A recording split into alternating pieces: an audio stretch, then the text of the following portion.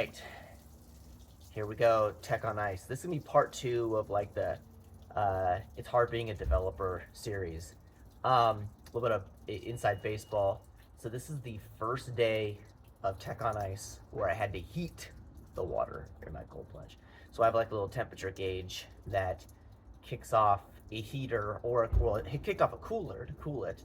Now I had to switch over to have it kick in a heater when it gets below 50, because below 50 my body does not like below 50, but it can hang out at like 50 to 52, no issue. All right, so let's get to the topic at hand. Um, so if you watch the previous video where we were talking about um, tools, right? One of the things that I think is really important when we talk about how being a developer is hard is that there's just so many tools now to learn. I think about, in the 15 years I've been a developer, what tools have come to market, or what ways to build apps that have come to market that really have turned like building apps like on their head. Like 15 years ago wasn't a long time ago. Like, you build a .NET app or a Java app, maybe PHP or Perl or something like that, right? And you had an IEDE, like a Visual Studio or some other sort of tool, and you built your app, and you deployed it to IIS or to Apache or whatever, and now we're in this world where you have to think about the type of app you built, the languages that you use, whether or not like the platform that you're running your apps on. Like, it used to be just Linux or Windows, right? Or I guess to an extent Mac.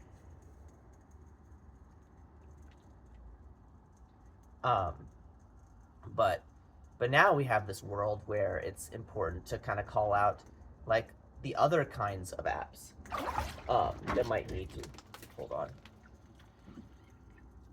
Need to put the temperature gauge back in there. It's important to call out like the it's important to call out like the well, my heater just melted. Cool, that's fun.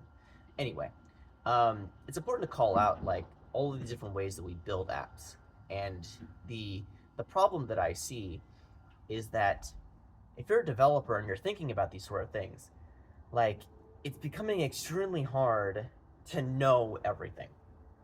So that goes to my things like being a developer is hard. I think it's because the scope in which a developer has to absorb different kinds of content is substantially more. Um, so here's an example, right? Like, say you want to build a web app, just a simple app, and let's have it be a .NET app, right? Super simple. .NET web app.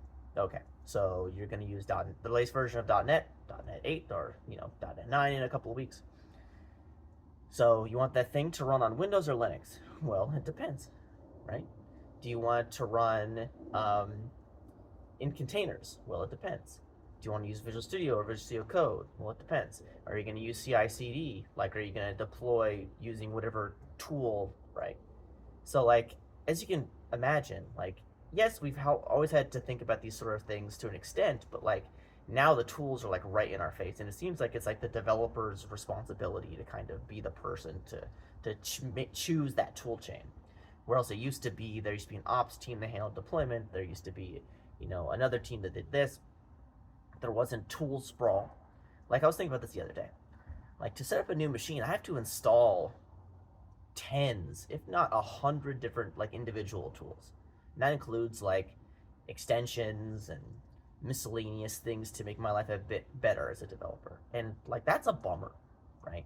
So I think that, in my opinion, the number one thing that is problematic today is the tools that we build, or the apps that we build, they just require a ton of tools. And yes, for like the people, like, you could use Notepad or Emacs or Vim and use the command line. Yeah, you can do that, but like, most people don't want to do that. They want like rich tools. So I think, yeah, that's kind of my 2 cents of the matter. Like the tools, there's too many tools now, and that's what's one of the primary things that's making being a developer challenging. Um, I hope that uh, this was helpful. I got a bit distracted. I'm sorry. Like there was I kid you not, there was a fire next to me. It burnt itself out on its own, but I'm okay. Like, subscribe, follow if you like this.